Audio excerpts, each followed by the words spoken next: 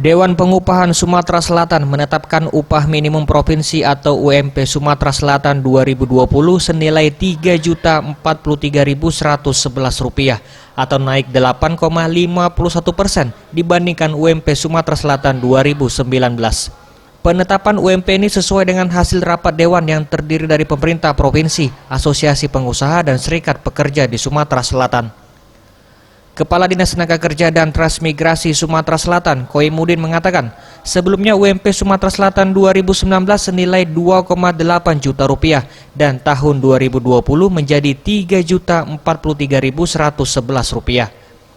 10 hari sebelum diberlakukannya 1 Januari 2020, bagi perusahaan yang merasa tidak sanggup terhadap UMP ini segera membuat surat penangguhan untuk segera dilaporkan ke Gubernur Sumatera Selatan agar dapat dikaji kembali nilai besar UMP ini.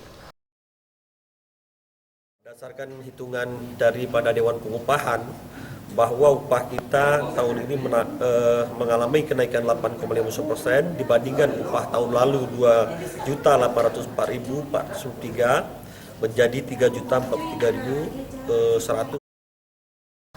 Pengumuman upah minimum provinsi akan dilakukan secara serentak pada 1 November 2019 dan diberlakukan mulai 1 Januari 2020. Tim Liputan Sriwijaya TV.